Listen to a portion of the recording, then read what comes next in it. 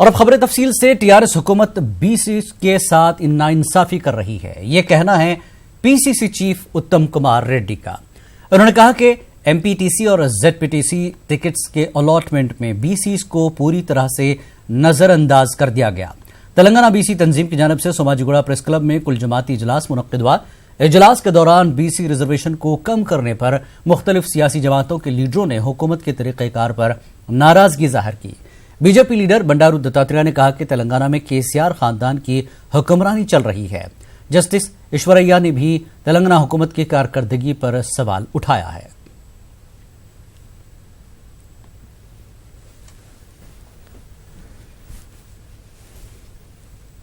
ప్రస్తుతం ఉన్న పాలకులు ఒక అడ్డగోలుగా వివరిస్తున్నారు. కోర్టు తీర్పు అని చెప్పి బీసీలకు అన్యాయం చేస్తున్నారు. మరి ఇదే కోర్టులు, ఇదే సుప్రీంకోర్టు, ఇదే హైకోర్టు ఉన్నప్పుడు కాంగ్రెస్ పార్టీ బీసీలకి 34% కదా, 34% రిజర్వేషన్స్ కల్పించిన విషయం ఆనాడు నేను కేబినెట్ మంత్రి ఉన్న విషయం ఒక్కసారి గుర్తు చేస్తున్నా. ఇదే సుప్రీంకోర్టు గైడ్ లైన్స్ ఉన్నాయి, ఇదే హైకోర్టు ఉన్నాయి. మరి పెద్దలు ఈశ్వరయ్య గారు ఆ రోజు సర్వింగ్ జడ్జి అనుకుంటా. With in the same framework of the same constitution Congress governments gave 34% reservation to BCs. In fact ఆ రోజు కూడా సుప్రీంకోర్టు ఒక గైడ్ లైన్ ఇస్తే దాన్ని మళ్ళీ తిరిగి సుప్రీంకోర్టులో రివ్యూ పిటిషన్ వేసి అట్లా కాదు ఇట్లా కాదు అని చెప్పి నచ్చెప్పి రిజర్వేషన్స్తోనే ఈ స్థాయి రిజర్వేషన్స్తోనే మేము స్థానిక సంస్థ ఎన్నికలు నిర్వహించిన విషయం ఒకసారి యావత్ తెలంగాణ సమాజానికి కూడా ప్రత్యేకంగా బీసీలందరూ గుర్తు చేస్తున్నాం. దురదృష్టకరం, మరి ఇన్నిసార్లు బీసీ సంఘాలే కాదు యావత్ తెలంగాణ సమాజం జనాభా ప్రాతిపదికన సామాజిక న్యాయం జరగాలని ఎన్ని వేదికల నుంచి ఎన్ని విధాలుగా మరి గలమెత్తినా గొంతు విప్పినా ప్రస్తుతం ఉన్న పాలకులు పట్టించుకోకుండా ఆ సర్పంచ్ ఎలక్షన్ అట్లే నిర్వహించేసిండ్రు. మనకు సంబంధం లేని ఒక తీర్పు తీసుకొని రాష్ట్రంలో 2 రిట్లు వేసి 50% దాటకూడదు అని ఒక జడ్జిమెంట్ ఇస్తే మనకు 2012లో అది సుప్రీంకోర్టుకు వెళ్ళి స్టే తీసుకొని మనం అప్పుడు కూడా 34% రిజర్వేషన్లు మనం సాధించుకున్నాం.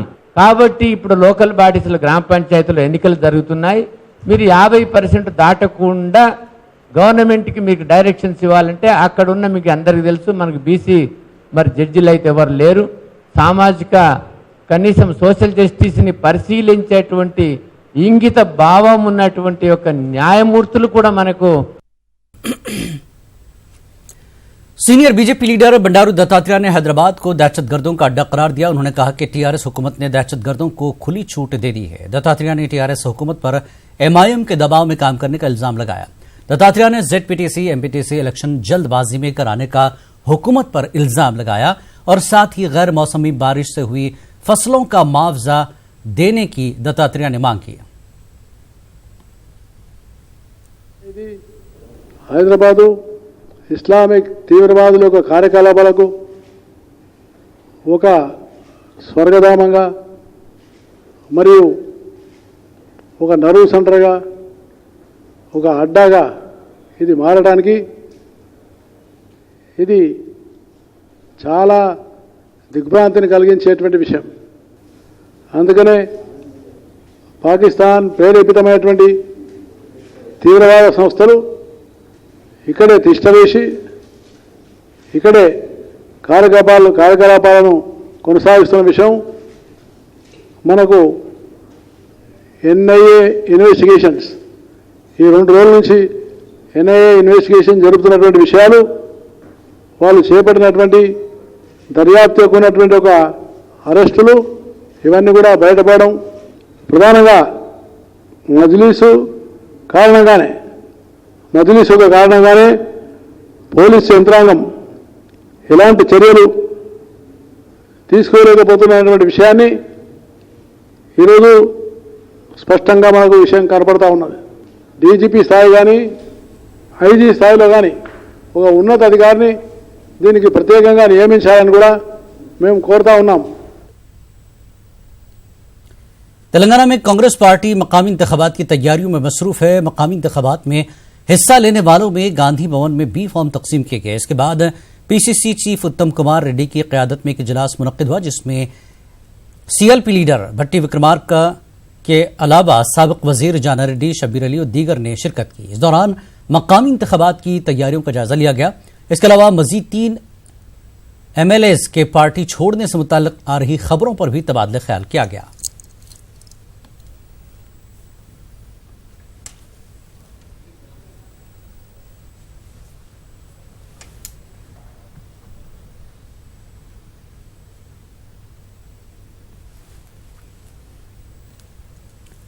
रामकृष्ण मठ में आज से समर कैंप का इफ्तिताह अमल में लाया गया। तेलंगाना हाईकोर्ट के चीफ जस्टिस रविंदर सिंह चौहान ने कैंप का इफ्तिताह किया। उन्होंने हिंदुस्तानी तहजीब और सकाफत को मुल्क की पहचान करार दिया। अपनी तहजीब और सकाफत से नई नस्ल को वाकिफ कराने की अपील की।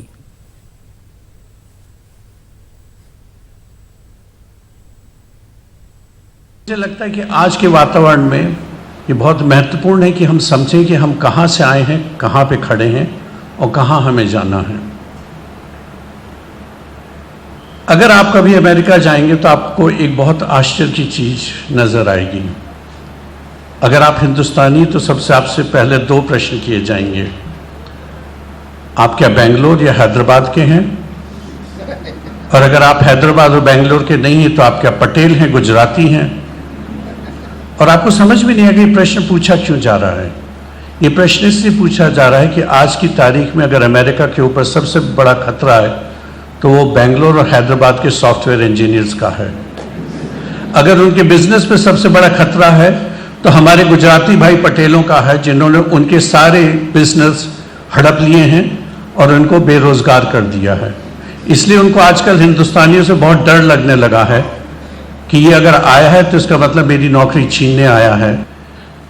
हमारे बच्चे जो हैं वो हमारा भविष्य हैं और आप केवल आपका व्यक्तिगत रूप से भविष्य नहीं है, इस देश का, इस विश्व का भविष्य हमारे बच्चे हैं। बीजेपी ने इंटरमीडिएट इम्तिहानात के नतायज में बड़े पैमाने पर बेकायदियों का इल्जाम आयद किया है। बोर्ड ऑफ इंटरमीडिएट पर तलबा के मुस्तकबिल के साथ खिलवाड़ का इल्जाम आयद किया। बीजेपी लीडर ने मामले की अदालत के जरिए जांच की मांग की और साथ ही तलबा की काउंसलिंग करने और टोल फ्री नंबर जारी करने और पर्चों की दोबारा जांच का मुतालबा किया। బోర్డుని మళ్ళీ హెచ్చరిస్తున్నాం మేము, మీరు ఏదైతే తప్పిదాలు ఉన్నాయో దానికి ఒక కౌన్సిలింగ్ సెంటర్ పెట్టండి, ఒక ఇన్ఫర్మేషన్ సెంటర్ పెట్టండి, ఒక రీవాల్యుయేషన్ సెంటర్ పెట్టండి, టోల్ ఫ్రీ నెంబర్ పెట్టండి. ఆ నెంబర్ ఇచ్చేసి మీరు ఈ నెంబర్ కాంటాక్ట్ అవుతే మీకు రీవాల్యుయేషన్ మేము ఫ్రీగా చేస్తామనేది ఒక ప్రకటన చేయాలా. నేను 600 సబ్జెక్ట్ తీసుకుంటాను చెప్పడం చాలా పెద్ద తప్పు. మా డిమాండ్ ఏంటంటే రీవాల్యుయేషన్ ఫ్రీగా చేస్తాము. ఏ సబ్జెక్ట్లో మీకు డౌట్ ఉన్నా కానీ మేము రీవాల్యుయేషన్ చేస్తాము. మీకు ఎక్కడెక్కడ మార్కులు తగ్గాలనుకుంటున్నామో ఆ మార్కులు కూడా మేము సరిదిద్దామని చెప్పి ప్రకటన వీళ్ళు చేయాలా. జ్యుడిషియల్ ఎంక్వైరీ అవసరం. ఈరోజు మీకు అందరికీ తెలుసు, ఇది కేటీఆర్ బంధుకు సంబంధించిన ఒక థర్డ్ ఏజెన్సీ చేసిన ఇవాల్యుయేషన్ కానివ్వండి, రిజల్ట్స్ డిక్లరేషన్ కానివ్వండి, ఒక థర్డ్ పార్టీకి ఇచ్చారు. మరి వాళ్ళు చేసే తప్పిదాన్ని ఈరోజు కేటీఆర్ గారు కేసీఆర్ గారు కానివ్వండి ఒక వ్యాఖ్యలు కూడా చేయలేదు. విద్యాశాఖ మంత్రి కూడా దానిపై స్పందించలేదు. దీన్ని తీవ్రంగా మేము ఖండిస్తున్నాము. ईस्टर ईसाई मजहब का त्यौहार है। दुनिया भर में मसीही बिरादरी आज ईस्टर त्यौहार मजहबी जोश व खरोश और अकीदत से मनाया। इस मुनासिबत से मुल्क भर के गिरजाघरों में दुआया तकारीब का एहतमाम किया जाएगा। तेलंगाना भर के गिरजाघरों में खुसूसी इबादत का एहतमाम किया गया है। गिरजाघरों में शम्में रोशन की गई और खुसूसी गीत भी गाए गए। एशिया के सबसे बड़े चर्च मेदक में खुसूसी तकारीब मुनक्किद की गई। हुकूमत और इंतजामिया की जानिब से इस मौके पर सिक्योरिटी के सख्त तरीन इंतजाम किए गए हैं।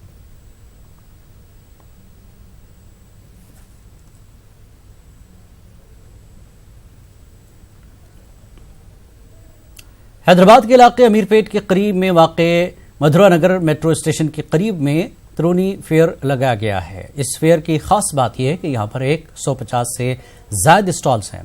इन स्टॉल्स में खास तौर से खवातीन की जानिब से तैयार करदा अशिया को फरोख्त के लिए रखा गया है। ये फेयर 2 माह तक चलेगा। Additional commissioner of police Hyderabad Shikha Goyal के अलावा दीगर खवातीन तंजीमों के सरबराहान ने तरूनी फेयर का दौरा किया। शिखा गोयल ने कहा कि हैदराबाद शहर में खवातीन और लड़कियों को तहफ़्फ़ुज़ फराहम करने के लिए महकमा पुलिस की जानिब से हर मुमकिन इक़दाम किए जा रहे हैं, जिसके सबब क्राइम की शरह में गिरावट आई है। इस मौके पर तेलंगाना के सकाफती प्रोग्राम्स भी मुनक्किद किए गए थे।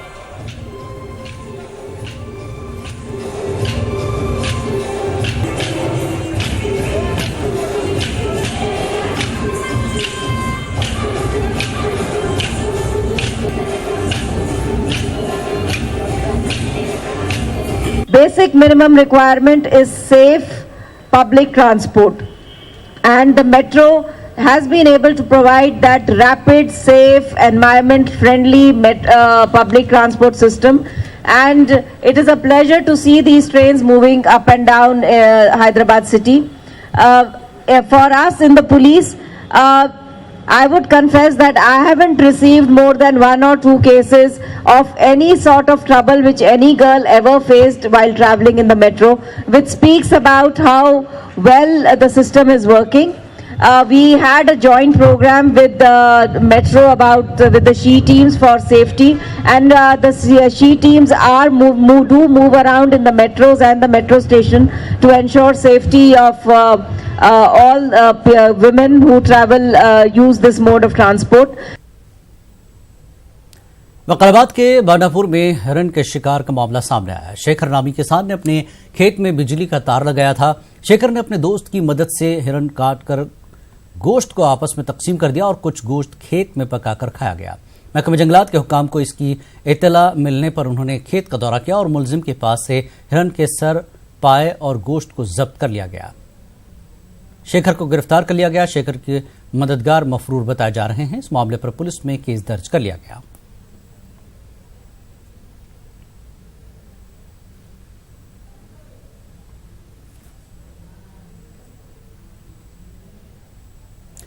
टास्क फोर्स पुलिस ने एक फर्जी पुलिस को गिरफ्तार कर लिया है। कुत्तागुड़म से ताल्लुक रखने वाला 19 साल रविचंद्रा इंजीनियरिंग में नाकाम हो गया था, जिसके बाद उसने वेस्ट मारेडपल्ली में रहकर अपने आप को इंटेलिजेंस डीएसपी जाहिर करते हुए रिश्तेदारों और दोस्तों को बेवकूफ बना रहा था।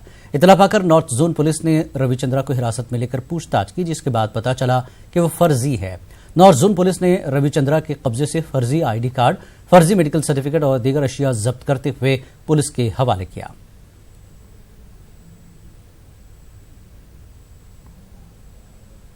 आंध्र प्रदेश में आज से इंजीनियरिंग और एग्रीकल्चर कोर्स में दाखिलों के लिए एमसेट इम्तिहानात का आगाज हुआ। ये इम्तिहानात 24 अप्रैल तक जारी रहेंगे। 20 से 22 अप्रैल तक इंजीनियरिंग और 30 और 24 को एग्रीकल्चर कोर्स के लिए इम्तिहानात होंगे। इम्तिहानात 2 सेशन सुबह और शाम में हो रहे हैं। एमसेट के लिए 2,82,630 तलबा ने रजिस्ट्रेशन कराया है, जिसमें 1,95,723 इंजीनियरिंग कोर्स के लिए और 86,910 एग्रीकल्चर कोर्स में तालीम हासिल करने के ख्वाहिशमंद हैं।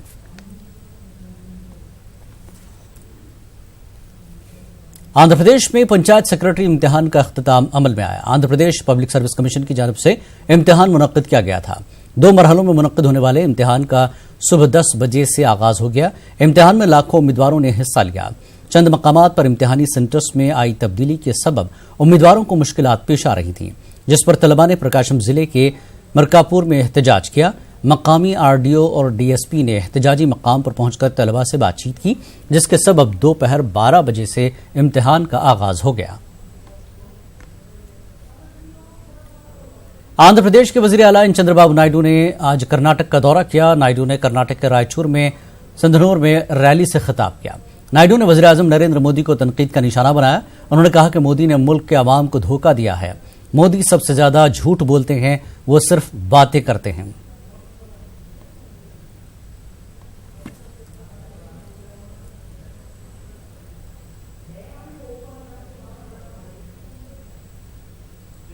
మన అనుబంధం కర్ణాటక ఆంధ్రప్రదేశ్ ఒక విడనాని అనుబంధం. శ్రీకృష్ణదేవరాయల కాలం నుంచి అన్నాదమ్ములుగా మెలిగిన ఈ 2 రాష్ట్రాలు భవిష్యత్తులో కూడా ఇదే విధంగా ముందుకు పోవాలని మనస్ఫూర్తిగా ఆకాంక్షిస్తున్నాం. ఒకటే మీ అందరికీ విజ్ఞప్తి చేస్తున్నా, నమ్మక ద్రోహం చేసిన వ్యక్తి आंध्र प्रदेश में ईसाई बिरादरी की जानिब से ईस्टर त्यौहार मजहबी जोशो खरोश से मनाया गया। रियासत के गिरजाघरों में दुआया तकारीब का एहतमाम किया गया। रियासत के वज़ीर आला चंद्रबाबू नायडू ने आवाम को ईस्टर की मुबारकबाद पेश की। रियासत भर में गिरजाघरों को सजाया गया, शमें रोशन की गईं। तेलुगुदेशम लीडर सोबी शेट्टी ने बताया कि रियासत में तेलुगुदेशम है दोबारा इख्तियार में आएगी और तेलुगुदेशम को 140 से ज्यादा सीटें हासिल होंगी। इस मौके पर माइनॉरिटी लीडर परवेज ने कहा कि चंद्रबाबू नायडू अवामी खिदमत के जज्बे के तहत सियासी मैदान में है।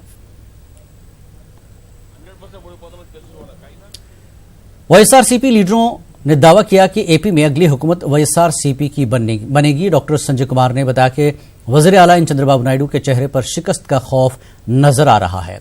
मजीद उन्होंने नायडू से सवाल किया कि अगर वोटिंग मशीन से छेड़छाड़ मुमकिन है तो तेलुगुदेशम पार्टी 150 सीट कैसे हासिल कर सकेगी। रुकन असेंबली कर्नूल एसवी मोहन रेड्डी ने बताया कि वज़ीर आला चंद्रबाबू नायडू अवामी मकबूलियत खो चुके हैं। कई लीडरों ने नायडू की मीटिंग में शिरकत नहीं की।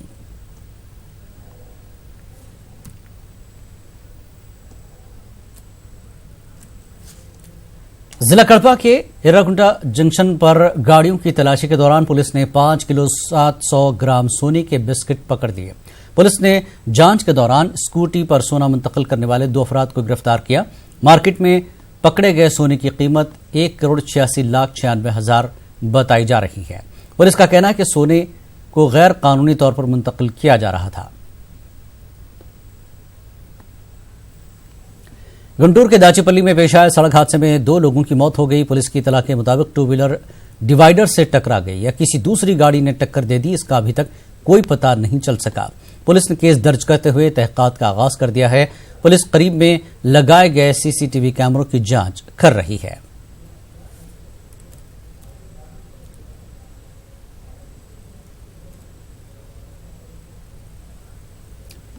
कृष्णा जिले के चल्लापल्ली नारायण राव नगर में बड़े पैमाने पर आतिशबाजी का वाक़या पेश आया। एक मकान में गैस सिलेंडर फट पड़ने के सबब करीब में वाक़े दीगर 5 मकानों में भी आग की नजर हो गए। बड़े पैमाने पर माली नुकसान हुआ है। धमाके की आवाज सुनते ही करीब में वाक़े अफराद घरों से भागकर बाहर आए, जिसके सबब कोई जानी नुकसान नहीं हुआ।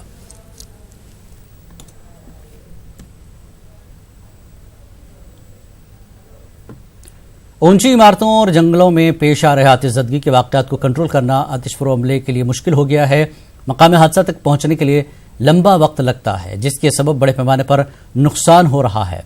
करोड़ों रुपए मालियत का सामान जलकर खाकस्तर हो रहा है। इसके वाक़यात पर रोक लगाने के लिए आतिशफरो अमले को मुतबादिल की तलाश थी। अब ड्रोन के जरिए ये मसला हल होता नजर आ रहा है।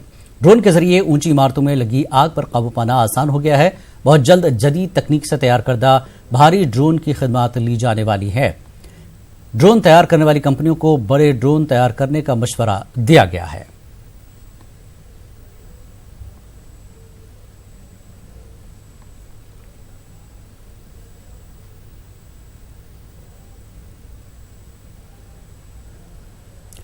गुंटूर में आचार्य एनजी रंगा एग्रीकल्चरल यूनिवर्सिटी की जानिब से 5K एग्रीथन का इनकाद किया गया। यूनिवर्सिटी के वाइस चांसलर दामोदर नायडू ने मैराथन को झंडी दिखाई।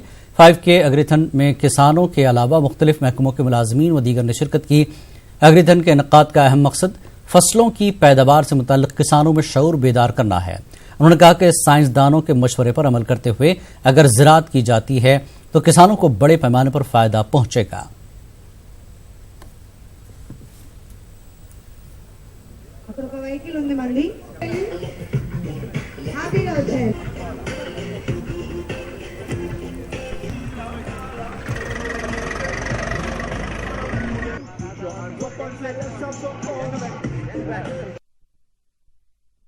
खास बात आंध्र तेलंगाना न्यूज में फिलहाल इतना ही। आदाब।